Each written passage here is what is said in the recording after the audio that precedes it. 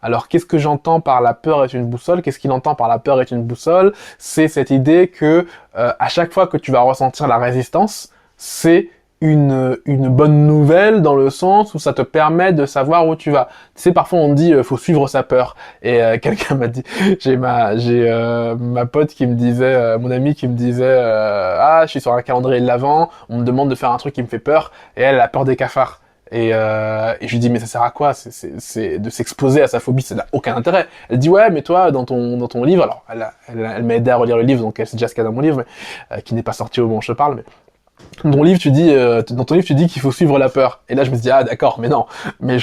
Quand on se dit qu'il faut suivre la peur vers des endroits où tu sens que ça va t'améliorer si tu le fais.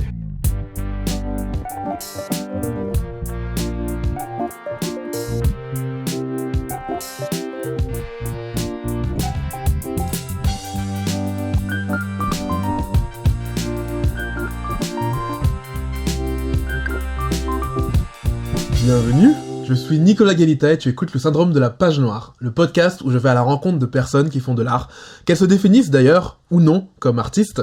On discute de manière libre autour des enjeux de la création artistique, comment trouver l'inspiration, comment garder la motivation, et puis comment gagner de l'argent quand on est artiste, puis plein d'autres sujets. Cette semaine, j'ai décidé de faire un format un peu spécial, puisque c'est un hors-série, et c'est pas avec un invité, mais c'est moi qui vais te résumer un livre qui s'appelle The War of Art, mais je t'explique ça tout de suite. Bonjour à toi qui m'écoute et bienvenue dans ce hors-série du syndrome de la page noire. Alors pourquoi un hors-série? Tout simplement parce que, alors déjà c'est les fêtes de fin d'année, mais aussi comme le contexte sanitaire fait qu'on a été beaucoup confinés. J'avais tourné pendant la période de déconfinement après l'été une dizaine d'épisodes. Bah forcément vu que j'en sors un par semaine, si je sors tout, bah je vais arriver à court. Alors je ne sais même pas s'il y aura pas un troisième confinement. Donc je me suis dit ça pourrait être sympa de varier avec des formats où je suis pas avec un invité, je suis tout seul. Donc à vous de me dire ce que vous en avez pensé. L'idée dans ces formats où je suis tout seul, c'est de résumer un livre. Et donc on va commencer avec The War of Art, qui est donc un jeu de mots par rapport au livre qui s'appelle The Art of War, l'art de la guerre. Là c'est la guerre de l'art, qui est écrit par Steven Pressfield, et que j'ai découvert. Moi je voulais commencer par ça parce que c'est un livre qui m'a beaucoup marqué. Je l'ai découvert dans un podcast qui s'appelle Nouvelle École. Alors Nouvelle École, si tu connais pas, c'est justement probablement le podcast qui m'a donné envie de faire le podcast que tu écoutes maintenant, pour plein de raisons. Et souvent, quand il interviewait les gens, il recommandait ce livre en disant que c'est un livre qu'il avait beaucoup influencé. Et en fait, j'ai compris en le lisant parce que du coup je l'ai acheté, je l'ai lu. Et ce qui est effectivement très très cool avec ce livre, c'est qu'il met les mots sur le danger qui t'empêche de créer, sur le danger qui t'empêche de faire ce que tu veux. Et en fait, on sait tous, on en a tous conscience, mais le fait de mettre les mots dessus permet vraiment de transcender. Et surtout, je trouve qu'une des plus grandes découvertes que j'ai faites dans ce livre, c'était que la procrastination n'est qu'une facette d'un phénomène beaucoup plus large. Je répète, la procrastination n'est qu'une facette d'un phénomène beaucoup plus large qu'il appelle la résistance. Et il va développer tout son propos autour de ce concept de la résistance qui je trouve est hyper bien trouvé, et qui dit, et d'ailleurs il commence par une phrase qui est très vraie, c'est il y a un secret entre les écrivains réels et les aspirants écrivains, c'est que le secret c'est que c'est pas l'écriture qui est dure, ce qui est dur c'est de s'asseoir et d'écrire, et ce qui nous empêche de nous asseoir c'est la résistance. Ce qui nous empêche de nous asseoir, c'est la résistance. Et je l'ai retrouvé, moi, j'avais une pote, justement, qui m'avait dit un jour, qui avait écrit son livre, et je lui ai demandé comment elle a fait. Et elle m'a dit, c'est simple, tu poses tes fesses sur une chaise, et tu écris. Mais c'est dur de poser tes fesses sur une chaise. Et en fait, c'est exactement ça.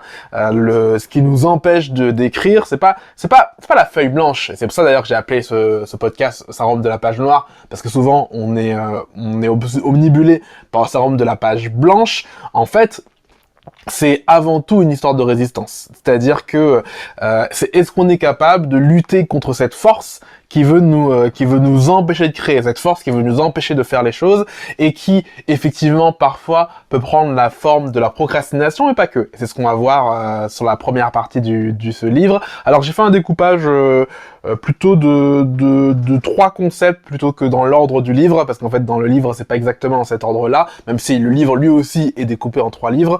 La première partie c'est qu'est-ce que la résistance. La deuxième partie ça va être le concept d'identifier que la résistance vient de l'intérieur et non pas de l'extérieur, et qu'elle a plusieurs formes. Et la dernière partie, la troisième partie qu'on verra ensemble, c'est la notion de c'est quoi être un amateur versus c'est quoi être un pro. Ou une amateur, une pro. Donc si je reviens à la première partie qui est qu'est-ce que la résistance, ça commence alors avec une phrase que tu auras peut-être reconnue dans l'épisode que j'ai fait avec Lucille. Il commence en disant est-ce que tu es un écrivain qui n'écrit pas, un peintre qui ne peint pas, un entrepreneur qui n'a pas d'entreprise? Dans ce cas, tu sais ce qu'est la résistance. La résistance, c'est ça, ce qui t'empêche de faire tout ça. Et il fait une liste de choses que la résistance nous empêche de faire. Alors, premièrement, évidemment, tout ce qui est artistique, écrire, peindre, la musique, le film, danser, bref, tout ce que tu veux, qui est créatif, mais pas que. Ça peut être aussi de lancer une entreprise, ça peut être de lancer une association, ça peut être de faire un régime, ça peut être de se mettre à un truc particulier pour faire du sport, ça peut être pour se débarrasser d'une habitude, se débarrasser d'une addiction, ça peut être pour se former, faire la formation, ça peut être pour, je sais pas, lancer un parti politique, se militer, se marier, avoir un enfant, bref, tout ce qui en fait est des actions qui vont nous élever.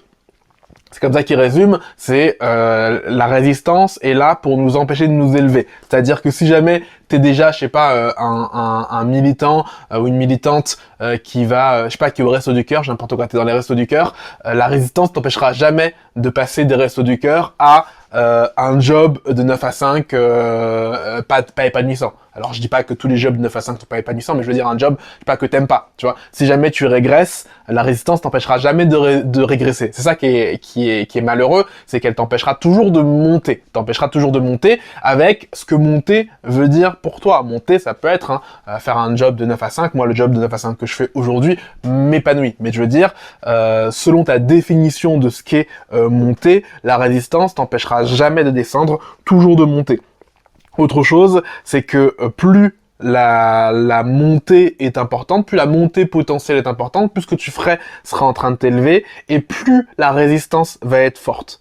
Plus c'est quelque chose qui va te tenir à cœur, plus quelque chose qui potentiellement pourrait faire de toi l'humain que tu es déjà, hein, mais l'humain que tu aspires à être révélé, plus la résistance va être forte. Et alors j'ai dit que ce qui était cool dans ce livre, c'était qu'il ne parlait pas que de procrastination, mais en même temps, il va quand même beaucoup parler de procrastination dans la mesure où la procrastination, c'est justement la manière la plus commune, la plus courante, c'est la manifestation la plus fréquente de la résistance. En fait, la résistance, elle va faire quoi ? Elle va essayer de prendre des angles d'attaque, et la procrastination éteint ces angles d'attaque. Puisqu'en fait, pourquoi elle fait ça ? Parce que si jamais la résistance te disait juste non, tu vas pas écrire le livre, tu vas pas écrire ton livre, tu vas pas peindre ta peinture, tu vas pas créer ton album, bah tu lutterais. Or, la résistance, elle a aucun intérêt à lutter contre toi frontalement. Elle se met à lutter contre toi frontalement que quand déjà t'es en train de la vaincre. Et donc, elle va utiliser des moyens beaucoup plus frontaux. Alors que la plupart du temps, ce qu'elle va faire, c'est la subtilité, c'est du judo, tu vois, c'est la souplesse, c'est t'empêcher de faire les choses sans même que tu te rendes compte que t'as été empêché de faire les choses. Une des manières de le faire, c'est de dire non, mais plus tard. Non, je t'empêcherai pas de faire ton album, hein. Tu vas faire un album, mais plus tard, tu vas commencer demain. Et quand c'est demain, encore demain. Et demain, encore demain. Ça, qu'on appelle la procrastination, le fait de toujours remettre à demain. Donc et pourquoi ? Parce qu'en fait, c'est beaucoup plus insidieux, beaucoup plus subtil de sa part. Parfois, la résistance, ça va prendre la forme et ça, je crois que c'est la page qui m'a le plus marqué, le plus choqué, qui a marqué le plus d'empreintes sur moi, c'est un moment où il dit que parfois la résistance peut même prendre la forme d'un désir sexuel. Et ça m'a vraiment déstabilisé quand j'ai lu ça. Je me dis mais attends, comment c'est possible?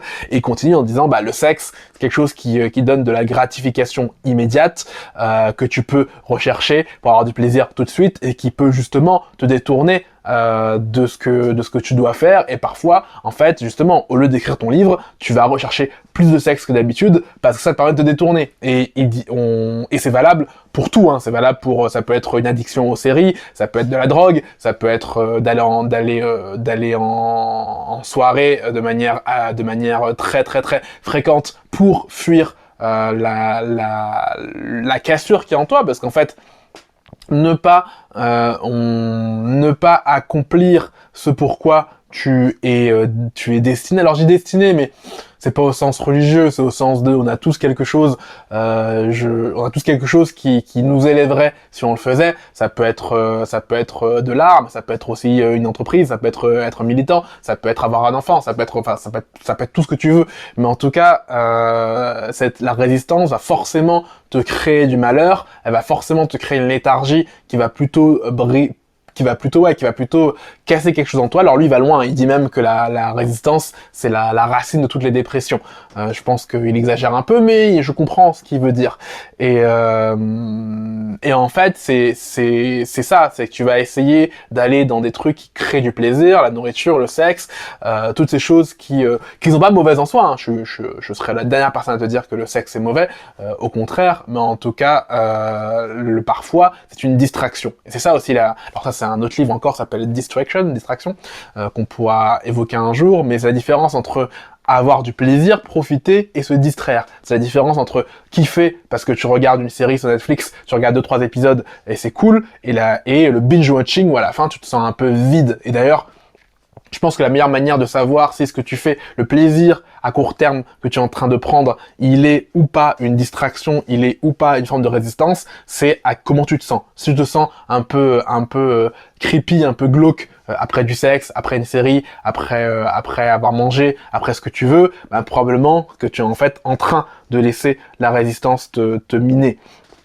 Pareil, il va ensuite développer la résistance et plein de postures intellectuelles. Alors, je ne les fais pas toutes, hein. Le but, c'est aussi que tu puisses aller découvrir le livre par toi-même après. Mais un des développements qu'il fait, c'est la résistance et la victimisation. C'est-à-dire cette faculté qu'on a à se dire non, mais de toute façon, je peux pas devenir chanteur parce que je sais pas, c'est trop tard, je suis trop vieux et tu sais, et de toute façon, et je sais pas. Et en fait, cette manière qu'on a de se placer en position de victime et de nier ta responsabilité. Alors quand je dis responsabilité, c'est au sens de tout ce qui t'arrive dans ta vie, c'est à toi d'y apporter une réponse. Ça veut pas dire que c'est ta culpabilité. Si jamais alors c'est un exemple qui est tiré d'un autre livre que je pourrais te raconter un jour, qui s'appelle The Subtle Art of Not Giving a Fuck. Si jamais tu ouvres ta porte et que devant il y a un bébé abandonné, c'est pas ta faute. Mais c'est ta responsabilité. C'est à toi d'apporter une réponse à l'événement. Est-ce que tu refermes ta porte en faisant genre que tu l'as pas vu? Est-ce que tu le récupères? Est-ce que tu le mets devant la porte d'un autre voisin? Probablement ce que je ferais moi. Est-ce que voilà. En tout cas, c'est la responsabilité. Et donc la victimisation, c'est l'art de ne pas accepter qu'une partie de la réponse dépend de nous. Et encore une fois, je suis pas en train de te dire que je déteste les gens qui disent tout est possible, etc. C'est pas ça l'idée. Mais c'est même dans une situation merdique, même dans une situation désespérée, ça reste quand même à toi de faire la réponse. Il y a toujours un choix. Alors, quand on dit qu'il y a toujours le choix, ça veut pas dire qu'il y a que des bons choix, hein. Parfois, le choix, ça peut être, imagine t'es esclave, le choix, ça peut être essayer de fuir, quitte à te faire tuer, ou continuer. Enfin, les choix sont pas forcément bons. Mais en tout cas, il y a toujours des chemins, et donc la question, c'est toi, quelle est ta part de responsabilité dans tout ça? Quelle est la part et c'est aussi cette rationalisation, parce qu'en fait, la résistance, elle prend la forme de rationalisation, elle va aussi permettre d'expliquer à toi-même, de te permettre de te regarder dans la glace. C'est-à-dire que si jamais tu n'accomplis pas ce que tu dois accomplir, ce que tu as envie d'accomplir, il faut bien que tu trouves une justification. Sinon, ton estime de toi, elle va plonger. Alors, d'ailleurs, c'est une des réactions que peut avoir ton esprit, c'est de faire plonger ton estime de soi. C'est-à-dire que moins tu fais des choses pour laquelle tu as ta vocation, pour laquelle tu t'élèverais, et plus ton estime de toi elle diminue. C'est d'ailleurs un truc qu'on découvre quand on fait de l'art, c'est qu'on commence aussi à reprendre de l'estime de soi parce qu'on a accompli des choses. Ou alors, autre mécanisme, elle se dit, si je n'y arrive pas, c'est que c'est impossible. Si je n'y arrive pas, c'est que, etc., etc. Si je n'y arrive pas, c'est que je suis spécial, parce que je suis spécialement nul, etc., etc. Donc en fait, toutes ces choses, tous ces mécanismes mentaux sont en fait des moyens pour la résistance de t'empêcher d'arriver à tes fins. Et dernier concept qui développe là-dessus, c'est le fait que la peur est une boussole. Alors, qu'est-ce que j'entends par la peur est une boussole? Qu'est-ce qu'il entend par la peur est une boussole? C'est cette idée que à chaque fois que tu vas ressentir la résistance, c'est une bonne nouvelle dans le sens où ça te permet de savoir où tu vas. Tu sais, parfois on dit faut suivre sa peur. Et quelqu'un m'a dit, j'ai ma pote qui me disait, mon ami qui me disait ah je suis sur un calendrier de l'Avent, on me demande de faire un truc qui me fait peur et elle a peur des cafards. Et je lui dis mais ça sert à quoi? C'est de s'exposer à sa phobie, ça n'a aucun intérêt. Elle dit ouais mais toi dans ton livre, alors elle m'a aidé à relire le livre donc elle sait déjà ce qu'il y a dans mon livre mais, qui n'est pas sorti au moment où je te parle mais dans ton livre, tu dis qu'il faut suivre la peur. Et là, je me dis, ah, d'accord, mais non.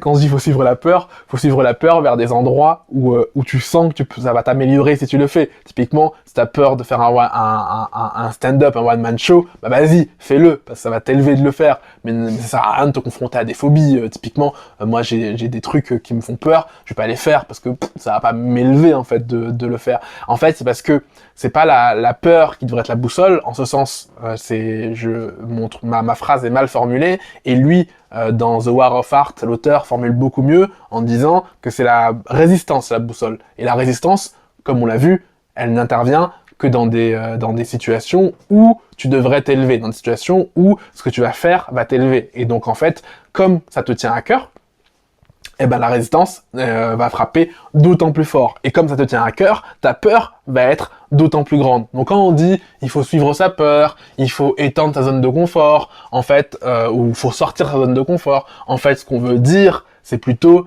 il faut se battre contre la résistance. Tous ces proverbes que moi-même je dis et que j'ai dit et que je dirai encore, j'imagine, sont en fait mal formulés. Et c'est dans ça que je trouve que le livre il est vraiment génial, c'est qu'il formule beaucoup plus précisément ce concept. C'est pas une histoire de zone de confort, c'est pas une histoire d'aller suivre la peur, c'est une histoire de se battre contre la résistance. La résistance étant cette force qui veut t'empêcher de faire des choses qui t'élèveraient.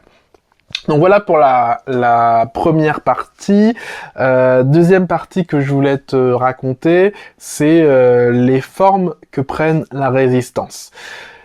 Et notamment le fait que deux choses principalement, c'est qu'elle vient de l'intérieur et qu'elle ne peut pas être raisonnée. Première chose, elle vient de l'intérieur et souvent tu vas te mettre, et pareil, comme elle est invisible, comme elle est insidieuse, elle va prendre des formes et tu vas accuser l'extérieur. Tu vas dire non, mais si j'avais pas mon partenaire, je pourrais faire ci. Si j'avais pas des enfants, je pourrais faire ci. Et t'en parles comme des obstacles extérieurs. Et j'y tue, mais moi le premier, j'ai souvent dit quand j'étais en couple, mais non, mais parce que je suis en couple, je peux pas écrire un livre.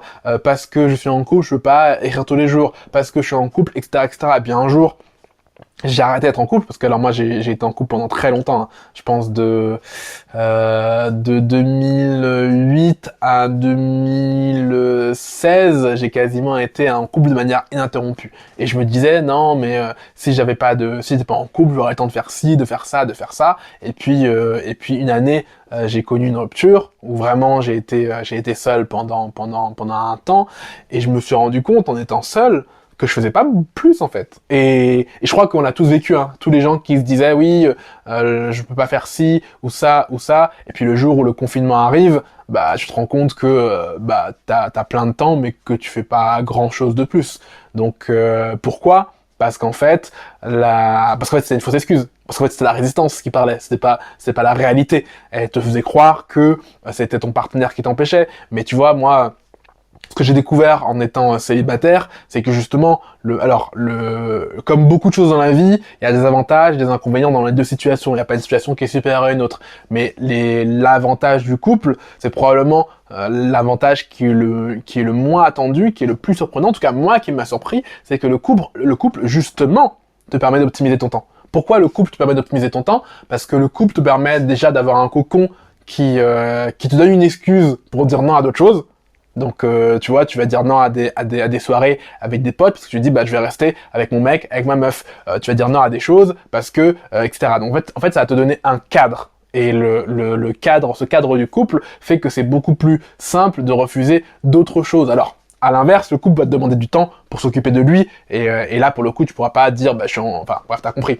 Mais justement ce cadre fait que du coup dans tes moments libre, bah tu vas plus te donner. Alors j'ai jamais eu d'enfant, donc je peux pas te confirmer, mais j'ai lu plusieurs personnes qui disaient, bah effectivement, quand t'as pas d'enfant, t'as plus beaucoup de temps libre, mais justement, moi, ça m'a permis à chaque fois que j'avais un petit moment de temps libre, bah d'en profiter au maximum pour faire des choses qui me font plaisir. Et donc voilà, ce cadre c'est pas négligeable. Alors quand t'es célibataire, ce qui est cool, c'est que justement, t'as effectivement beaucoup de temps et que même si t'as pas de cadre, tu peux apprendre à dompter et à faire sans ce cadre.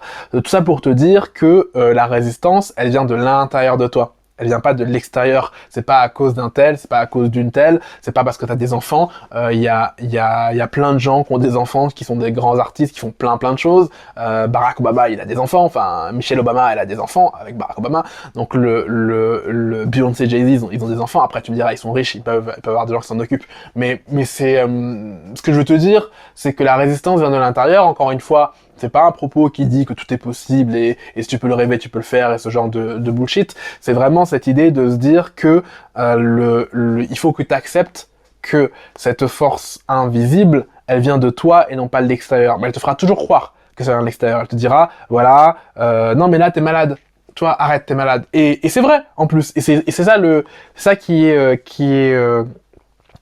le plus dur, c'est que tout ce que la résistance va te souffler, bah c'est vrai, en partie. Parce que si c'était pas vrai, bah tu te laisserais pas duper. Donc en fait, elle ne va te proposer que des choses qui sont crédibles. Typiquement, ah non, mais je suis trop fatigué, faut que j'aille faire une sieste avant. Ah non, mais je suis malade, je peux pas écrire. Ah non, mais.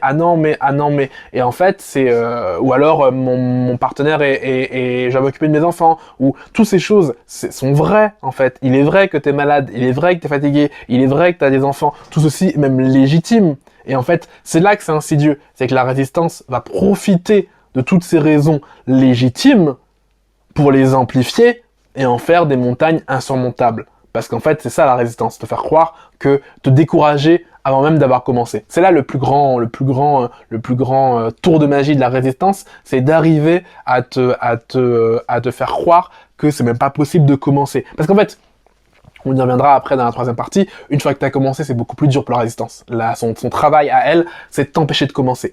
Et d'ailleurs, il raconte que quand il a commencé le livre, la résistance a failli le vaincre dans la mesure où il y a une voix dans sa tête lui a dit mais non, mais moi je suis un écrivain de fiction.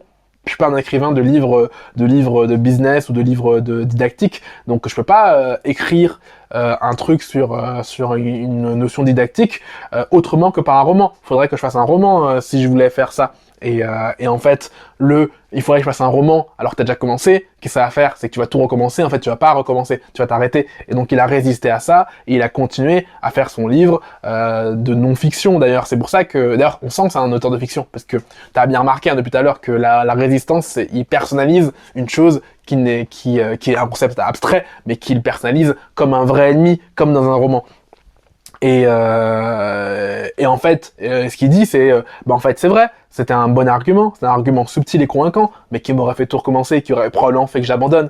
Et c'est ça, la résistance, et c'est son truc, son tour le plus dangereux, c'est qu'elle va prendre que des formes crédibles et plausibles. Et depuis que je sais ça, moi ça m'a beaucoup aidé, notamment pour écrire sur l'atelier. Alors l'atelier, alors tu sais probablement si tu m'écoutes, j'ai décidé d'écrire tous les jours un email. Ça s'appelle l'atelier Galita, et donc j'écris des emails tous les jours. C'est un engagement que j'ai pris et qui m'a apporté beaucoup de choses. On pourra en reparler une autre fois. Mais je te dis ça parce que souvent je suis là et j'ai pas envie d'écrire.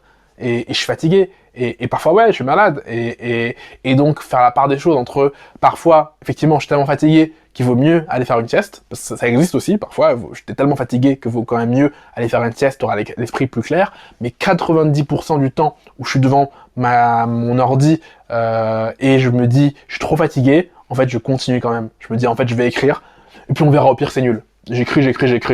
Au pire, à la fin, ce sera nul. Et puis, j'irai me coucher, je me réveillerai, je regarderai, je le referai. Et tu sais quoi? Bah, la plupart du temps, en fait, c'est pas nul. Enfin, c'est nul.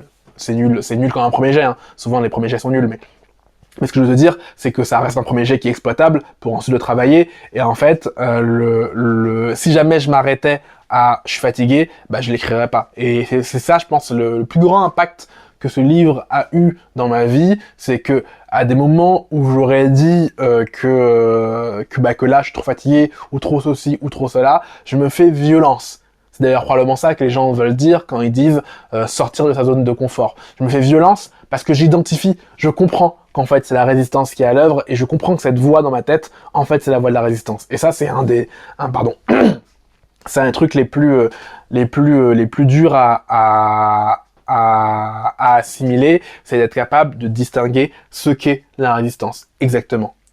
Autre chose qui est hyper important, c'est de se rappeler que la résistance, elle va être sans relâche, impitoyable. C'est un ennemi qui ne s'arrête jamais, donc on l'a dit, elle est multiforme, elle va commencer en douceur, mais si jamais tu la bats, tu commences à gagner, elle va encore plus se déchaîner. Et là, souvent, sans se cacher. Typiquement, et d'ailleurs, et ça, tu vois, alors je l'avais lu la première fois, mais je l'avais pas intégré parce que je l'avais pas mis en application. Toujours pareil, il y a un fossé entre comprendre un truc et puis un jour l'avoir en application. Il dit le danger est le plus grand quand la ligne d'arrivée est en vue. À ce moment, la résistance sait qu'on est sur le point de la vaincre et elle se met en mode panique. Et c'est ce qui m'est arrivé. Tu vois, j'ai réussi à écrire le premier jet de mon livre. Je l'ai écrit en 1 mois et demi, 6 semaines. J'ai écrit le premier jet. Ensuite, j'ai attendu 3-4 mois.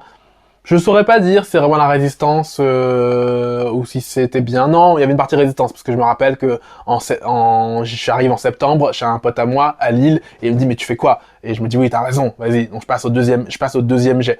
Et donc voilà, sur environ 8 mois j'ai écrit les 2 premiers jets et ensuite on est quasiment à 3 ans. Tu vois, on est quasiment à 3 ans.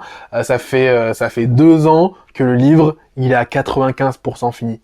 Et là, je te parle, je suis censé encore... Bah tu vois, je rigole parce que... je rigole parce que ça se trouve, je suis en train de succomber à la résistance justement parce que je suis censé... ça fait depuis 3-4 jours que je dis que je dois aller finir la mise en forme de mon livre et que je le fais pas. Et je me dis, bah faire ce podcast, c'est aussi une manière de contourner et de pas faire ce que je devrais faire. Mais... tu remarqueras, et c'est là où je suis content d'avoir évolué, d'avoir lu ce livre et de m'être entraîné, c'est que tu vas aussi apprendre à battre la résistance à son propre jeu en procrastinant utile. Tu vois, là, peut-être que je suis en train de succomber à la résistance par rapport au livre, mais quand même, je produis quelque chose artistiquement dont je serais content parce que c'est sur le syndrome de la page noire. Donc tu vois, il y a aussi ça. D'ailleurs, quand j'ai commencé à faire des interviews sur le syndrome de la page noire, pareil, en vrai, j'avais dit que j'étais en train de faire mon livre et j'avais fait une dernière phase de relecture. Là, donc c'était début septembre et juste après, je me dis oh, j'ai une trop bonne idée, je vais faire un podcast avec des artistes. Voilà, c'était une manière aussi de fuir le truc, mais au moins je le fuis avec un truc qui va m'élever. C'est pas pareil quand je le fuis, par exemple, tu vois, hier, toute la journée d'hier, j'ai fui avec des trucs, c'était des vidéos YouTube, qui m'ont pas beaucoup élevé. Alors il y a des vidéos YouTube qui vont m'élever, hein, mais je veux dire, j'ai fait hier, j'étais en léthargie. Et en même temps, c'est normal, hein. Faut pas non plus devenir un intransigeante avec toi-même. Tu as besoin d'avoir des périodes avec moins d'énergie. Mais ce que je veux te dire, c'est que la résistance, quand elle va voir que c'est bientôt fini, elle va vraiment appuyer elle va appuyer sur le bouton du mode panique. Ça veut dire que elle va te dire mais non, t'as tout écrit, c'est bien, mais tu vas pas le publier quand même. Tu vas pas le montrer à des gens. Elle va t'arriver à la fin, c'est la relecture. Ah, j'ai la flemme de faire la relecture. T'arrives au moment où il faudrait répéter. Ah, mais j'ai pas envie de répéter.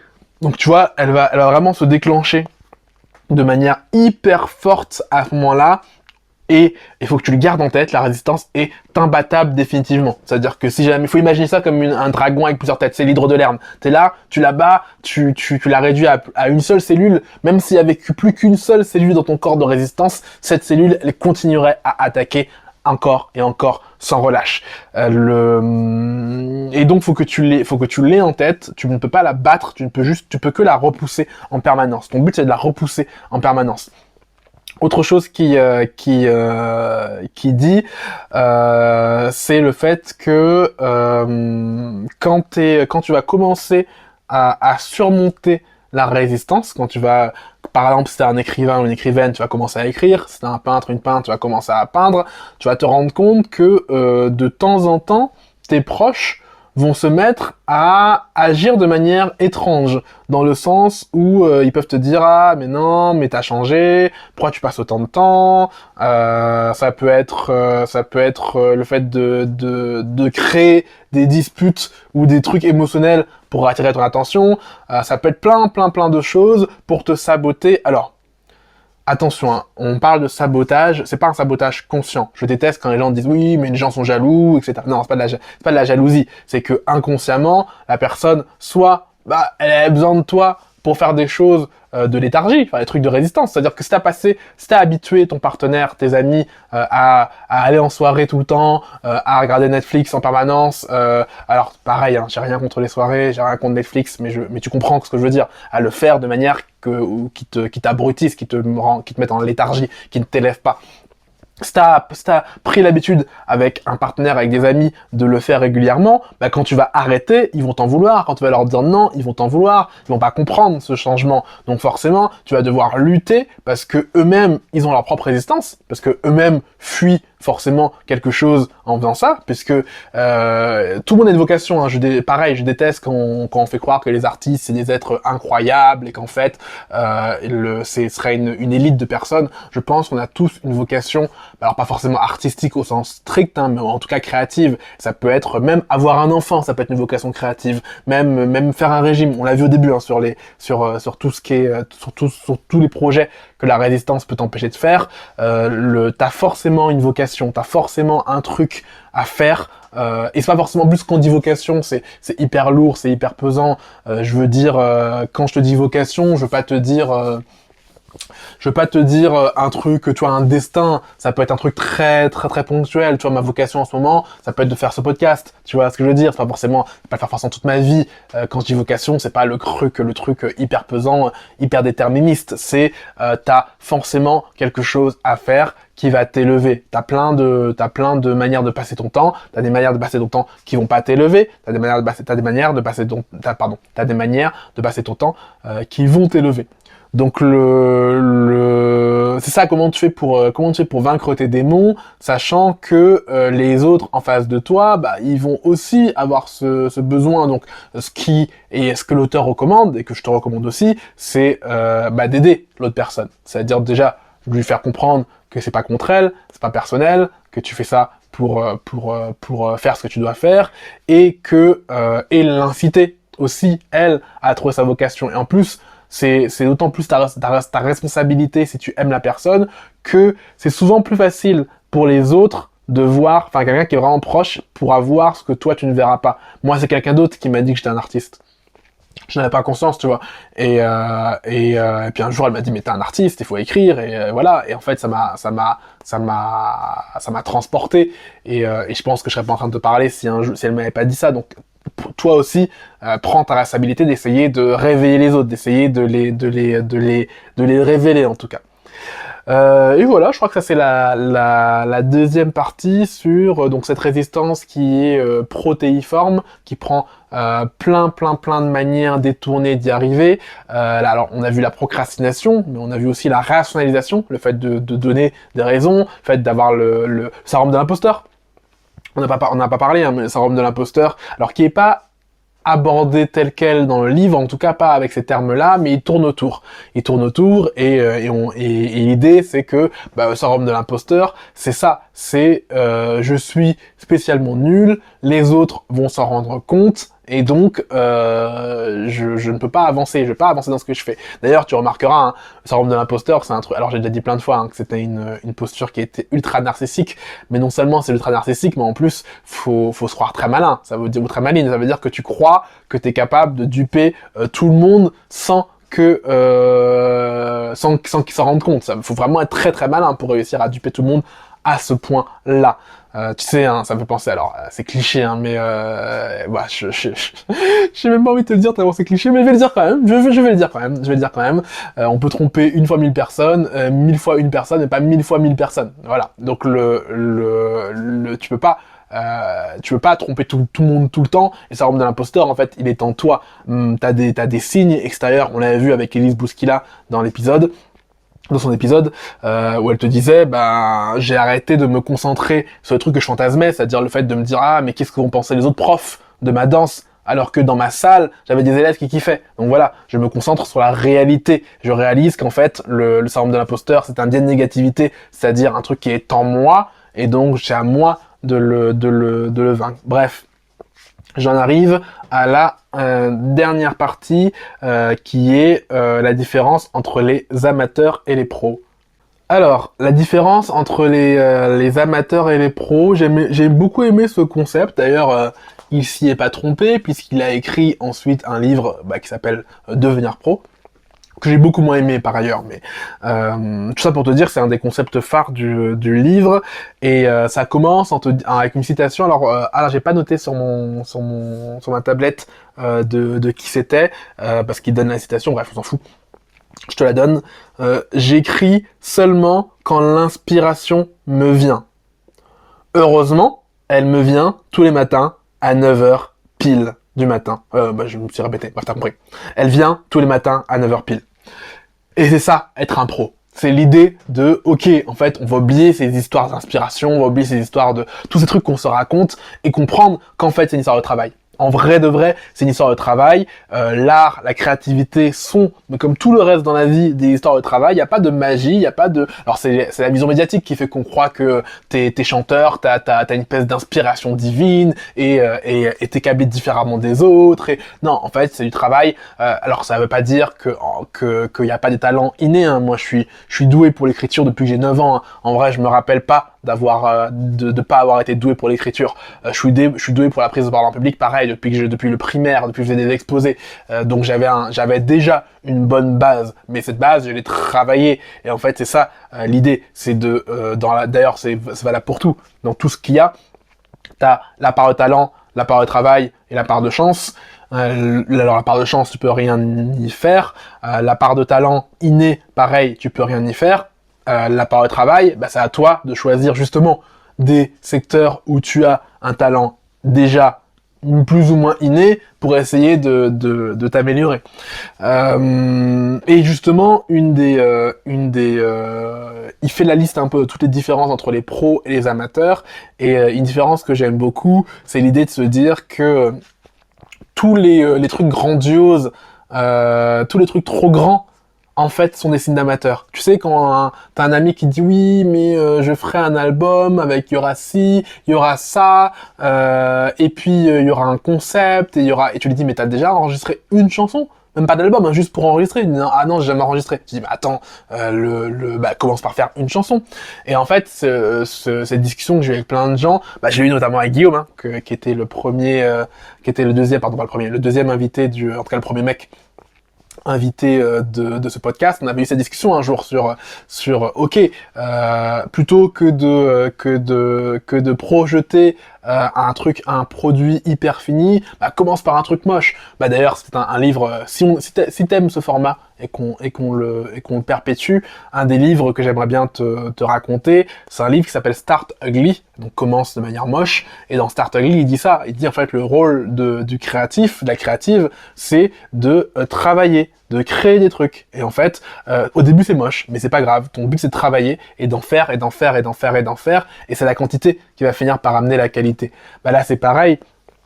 T'as souvent alors j'ai des gens, mais nous tous on est comme ça. Hein.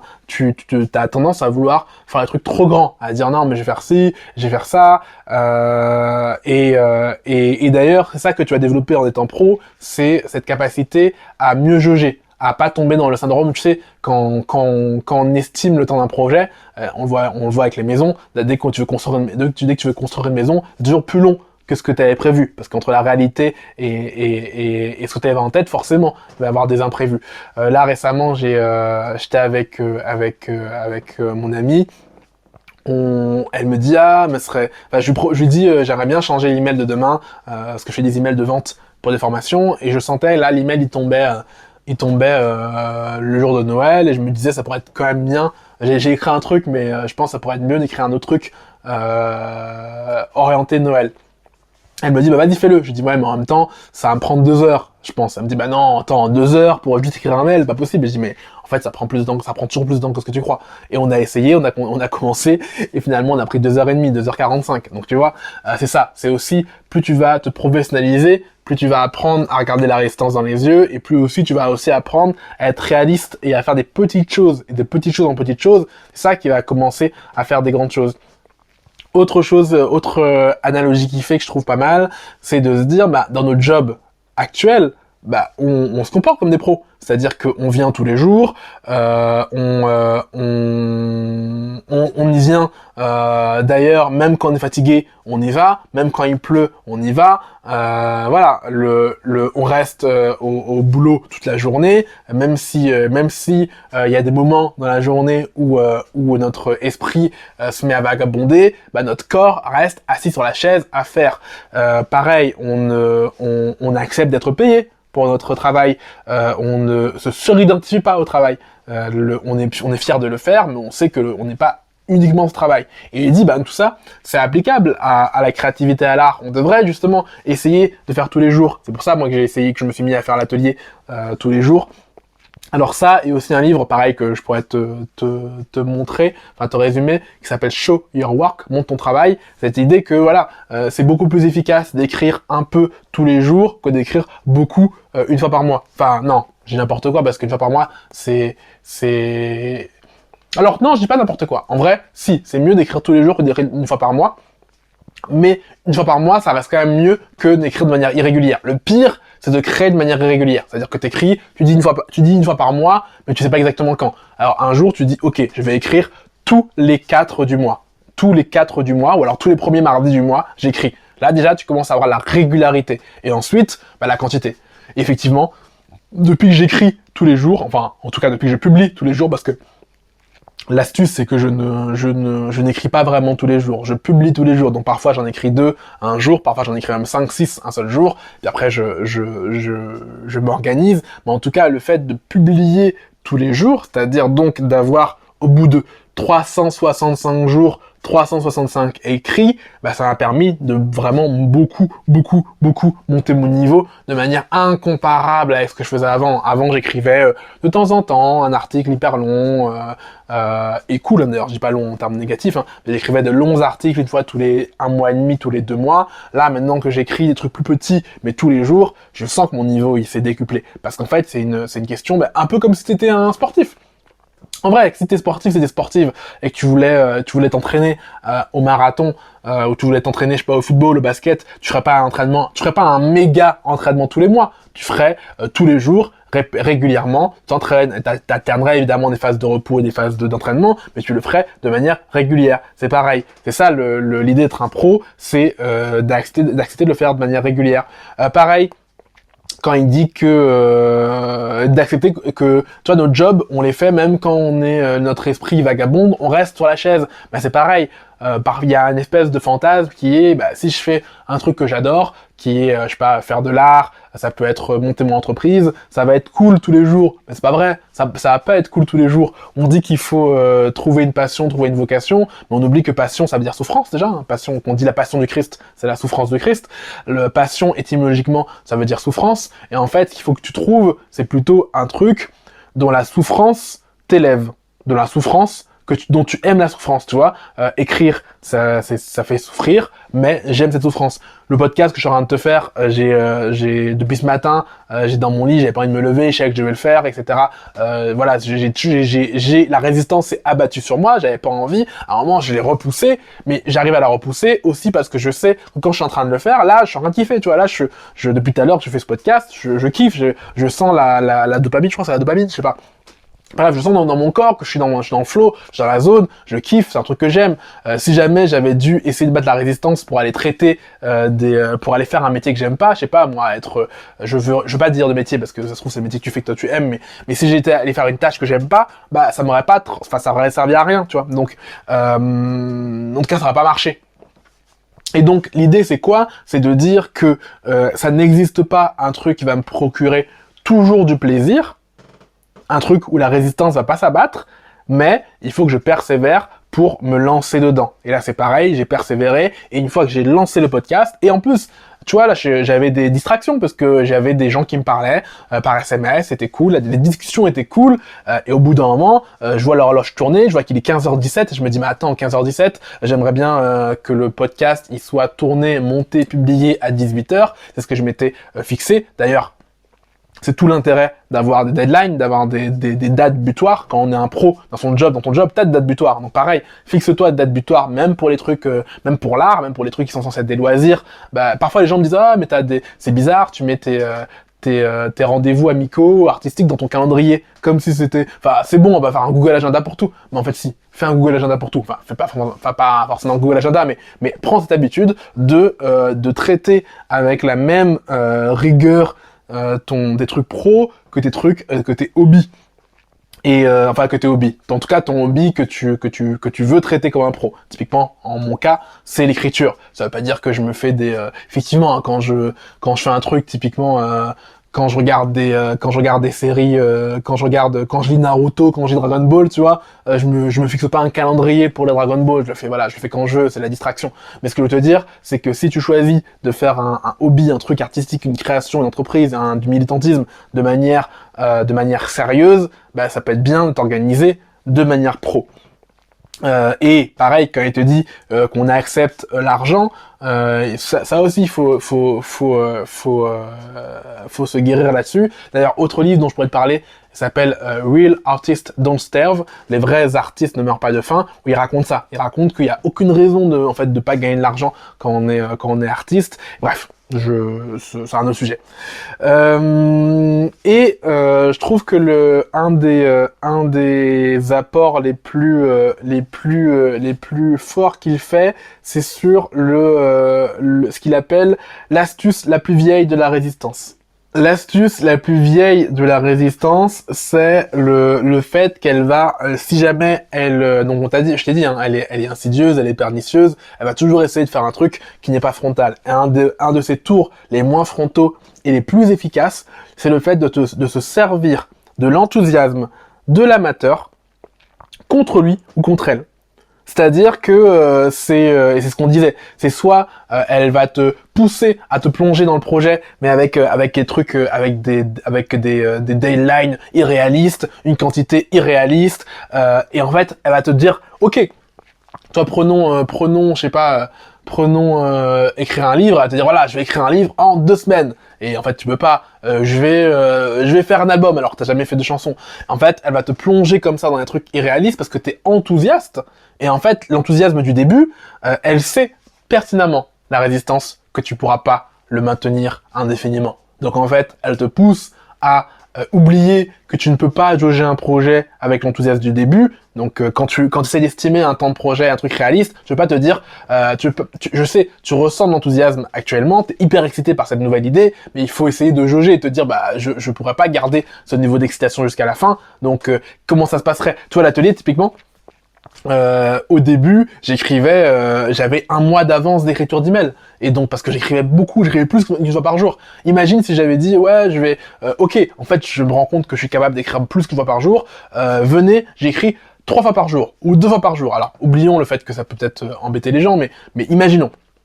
Imaginons, je me suis dit, là, je vais écrire 3 emails par jour. En fait, j'aurais pu le tenir jusqu'en mars, puis en mars, j'aurais arrêté. Mars, avril, j'aurais arrêté. Heureusement, quand j'ai voulu jauger ce projet, d'écrire tous les jours, je me suis rendu compte que j'étais largement capable, quand j'étais enthousiaste, je pouvais en écrire 3-4 par jour. Et donc, je me suis dit, quand l'enthousiasme descendra, j'espère qu'il descendra aux alentours de 1. Et effectivement, là, aujourd'hui, je pense que je suis à 0,7, 1,5 par jour.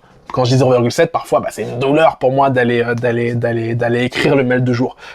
Mais j'y arrive quand même toujours. En tout cas, au moment où je te parle, ça fait bientôt 1 an que j'écris. J'ai jamais raté un email pour le moment. Tout ça pour te dire que fais très attention. Une des astuces les plus pernicieuses de la résistance, c'est cette faculté qu'elle va avoir de détourner ton enthousiasme contre toi-même. Et les dernières choses, alors je dis dernières choses, on va dire quand même quelques-unes encore, sur la différence entre le pro et l'amateur. Il te dit que l'amateur a la croyance qu'il faut d'abord vaincre la peur et ensuite travailler. Alors qu'à le pro, c'est très bien que la peur ne disparaît jamais. Et ça, je trouve que c'est très vrai. Parfois, les gens me disent, mais j'ai peur, je peux pas monter sur scène, j'ai peur. Je dis, mais tu crois quoi? Moi aussi, je stresse quand je monte sur scène, même ça se voit pas à l'extérieur. En fait, il faut le faire malgré la peur. Ça n'existe pas un guerrier sans peur, une guerrière sans peur, un artiste sans peur. Ça n'existe pas. Et il prend un exemple d'un artiste, un chanteur, je crois qu'il est connu, il dit Henry Fonda, moi je connais pas, mais apparemment il est connu aux États-Unis, et il disait que jusqu'à la fin de sa carrière, jusqu'alors qu'il était déjà vieux, il vomissait à chaque fois avant d'entrer sur scène, parce qu'il était tellement stressé que ça le faisait vomir. Et pourtant, il y va quand même. C'est une des idées, je trouve, qui moi m'a le plus marqué dans ce livre, c'est l'idée de se dire, en fait, on va y aller malgré la peur. Tu vas pas attendre de ne pas avoir peur. Justement, la résistance, elle va te souffler d'attendre d'avoir peur. Elle sait, d'attendre d'arrêter d'avoir peur. Elle sait qu'en te soufflant ça, comme c'est crédible, tu vas arrêter. Tu vas dire, voilà, je vais d'abord attendre d'être une bonne personne, je vais d'abord attendre d'être prête. En fait, t'es jamais prêt. Tu seras jamais prêt. Ça n'existe pas, être prêt. Ça vient en faisant, justement. Autre chose, c'est le fait de sous-estimer la résistance. Il dit que ce qui différencie vraiment l'amateur du pro, c'est de se rendre compte que la résistance est toujours là. Et effectivement, moi, ça m'a beaucoup aidé de faire ce pas, de me dire, ok, en fait, si jamais je ne fais pas ce que je voulais faire aujourd'hui, demain sera encore 2 fois plus dur. Et d'ailleurs, c'est un des principes, quand tu fais c'est pour ça que c'est bien aussi d'écrire tous les jours, et c'est génial, en fait, d'écrire tous les jours, c'est que ça fait des chaînes d'habitude, en fait. Le jour où tu arrêtes, c'est hyper compliqué. Et justement, être un professionnel, c'est apprendre à reconnaître que, alors je vais citer là le livre, le professionnel sait que la résistance est comme un télémarketeur. Un vendeur par téléphone. Il sait que si tu lui dis juste bonjour, c'est fini. Et donc le pro ne décroche même pas le téléphone, il reste au boulot. C'est ça l'idée, c'est de te dire, effectivement, alors moi ça m'arrive encore hier, je voulais écrire l'email, et j'ai reçu un SMS. Et j'ai même pas reçu un SMS, j'écrivais l'email, et dans l'email, je citais des livres, et je voulais retrouver la citation exacte, donc j'ai été sur Google. De Google, j'ai répondu à un SMS, puis un WhatsApp, puis je sais pas quoi, et je me suis retrouvé 45 minutes plus tard, t'imagines, 45 minutes plus tard, en me disant, mais attends, je faisais quoi? Je me disais, oui, je t'ai rien écrit le mail. Et c'est terrible. Effectivement, la résistance, elle te met des coups comme ça, et il suffit juste que tu mettes un petit doigt pour qu'elle t'aspire. Et donc, tu pourras jamais la vaincre totalement. Moi, je tombe toujours régulièrement dans le piège, mais plus tu te professionnalises, plus tu apprends à repérer le piège et à savoir que le piège est là, à savoir qu'en fait, c'est de l'auto-sabotage, puisqu'en vrai, on dit elle quand on dit la résistance, n'oublie pas, on a bien dit que la résistance était interne, c'est une force qui est en toi, donc en fait c'est toi, la résistance, c'est pas quelque chose d'externe, et donc en fait c'est un auto-sabotage, et je pense que c'est un des trucs les plus importants, c'est justement d'apprendre à connaître l'ennemi, apprendre à connaître l'auto-sabotage, et à travailler malgré l'auto-sabotage, à se faire violence, c'est probablement ce que veulent dire les gens quand ils appellent ça sortir de la zone de confort, c'est être capable de repérer, là je suis en train de m'auto-saboter, comment je peux faire pour contrer mon auto-sabotage, et je vais finir là-dessus sur ce principe du livre. Il décrit un truc qui, pareil, qui est fondamental chez moi, c'est la puissance du début et la puissance de l'élan. Effectivement, le secret de l'action, c'est de commencer. Une fois que tu as commencé, ça va. Le plus dur, c'est vraiment d'écrire la première ligne. Je me rappelle, quand j'écrivais le livre, je me forçais. Il y avait une phase pour me lancer, pour avoir du momentum, de l'élan. Je me forçais tous les jours quand je rentrais. Alors, c'est l'époque où j'allais encore en soirée, il y avait pas de confinement. Alors, c'était en plus il y a 3 ans, donc février 2018. Je sortais, même quand je sortais en boîte, je revenais et j'écrivais au moins une ligne. Et en fait, en écrivant au moins une, je me forçais à me dire, ok, même si je suis bourré, même si je rentre, totalement torché, j'écris. Alors, je dis ça, mais je bois jamais. Mais même si je rentre hyper fatigué, je rentre et j'écris une ligne. Et en fait, évidemment, t'écris jamais une ligne. T'en écris une, puis deux, puis trois, puis quatre, puis t'as emporté, puis t'écris une demi-heure finalement. Et en fait, c'est ça l'idée. Le secret de l'action, c'est de commencer. Une fois que t'es lancé, bah t'as un élan en fait. Et c'est hyper important d'avoir conscience de cette notion d'élan, parce que la conscience de la notion d'élan parce qu'en fait, qu'est-ce qui fait que la résistance elle est si forte et elle nous dupe? C'est parce qu'en fait tu te dis, mais attends, tu vois là toute la force. Je prends mon exemple là pour le podcast. Là tout à l'heure j'étais dans mon lit, j'ai mis 1h30 avant de me lever, puis 2 heures où j'ai passé à écrire. Toi là j'ai pas encore mangé. Et en fait j'ai mis tellement de force à arriver devant cette chaise, devant ce micro pour te parler, que si jamais il fallait mettre autant de temps pendant, alors c'est combien de temps que j'enregistre, ça fait 54 minutes. S'il fallait mettre autant d'énergie pendant 54 minutes, mais c'est pas possible. À la fin, je suis mort, tu vois. Donc, mais le secret, c'est justement, faut pas mettre autant d'énergie. Une fois que c'est lancé, là, depuis que je suis lancé, bah ça va. Tu vois, au début, j'ai regardé combien de temps ça faisait que je parlais. Ça faisait même pas 6 minutes. Je me dis putain, ça fait que 6 minutes que je parle, parce que c'était dur, c'était laborieux. Bah là, je sais même pas comment on arrive à 54 minutes. Ça, entre 0 et 6 minutes, c'est beaucoup plus long qu'entre 6 et 54 minutes, parce qu'en fait, plus t'avances, plus c'est facile. Et c'est ça qu'il faut avoir en tête. C'est que c'est pas linéaire. Si jamais tu crois que c'est linéaire, t'arrives, tu vois la montagne d'énergie qu'il faut démarrer, tu te dis, bah attends, s'il faut juste ça pour démarrer, il faut beaucoup trop d'énergie pour continuer, j'ai pas cette énergie. Alors que si tu apprends que la résistance, en fait, bah c'est un mirage qu'elle te fait, qu'en fait le plus dur, c'est de commencer, alors c'est aussi de finir, hein. Commencer et finir, mais pour les grands projets. Mais le plus dur, c'est de commencer, tu dis, ok, je vais mettre toute mon énergie à commencer, et après, une fois que je serai lancé. Et c'est ça le secret. Une fois que t'es lancé, c'est la puissance du début, c'est la puissance de l'élan. Voilà, on arrive au tour de ce que je voulais te dire sur ce livre. En conclusion, donc on a vu 3 choses. On a vu qu'est-ce que t'es la résistance, c'est-à-dire cette force qui t'empêche d'arriver à tes objectifs, qui t'empêche de t'élever. Et par t'élever, ça peut être par l'art. On a vu que ça peut être aussi en montant en entreprise, des associations, en militant, en faisant un régime, en te formant, bref, en tout ce qui peut t'élever dans la vie. C'est à toi de savoir de définir ce que t'appelles monter dans la vie. On a vu en deuxième partie que la résistance, elle venait de l'intérieur et que c'était une force qui était irraisonnable, hein, dans la mesure où tu peux pas l'empêcher de s'activer, et surtout, hyper important, ça vient de l'intérieur, c'est donc de l'auto-sabotage, c'est pas la faute de ton partenaire amoureux, c'est pas la faute de tes enfants, c'est en toi que vient la résistance. Et on a fini avec cette notion de amateur versus pro, qui est toutes les réalisations, tous les déblocages mentaux que le pro doit faire pour devenir pro, le ou la pro. Et voilà, il y a d'autres livres de cet auteur, il y a d'autres livres de cet auteur, notamment Nobody Wants to Eat Your Shit, personne veut lire ta merde.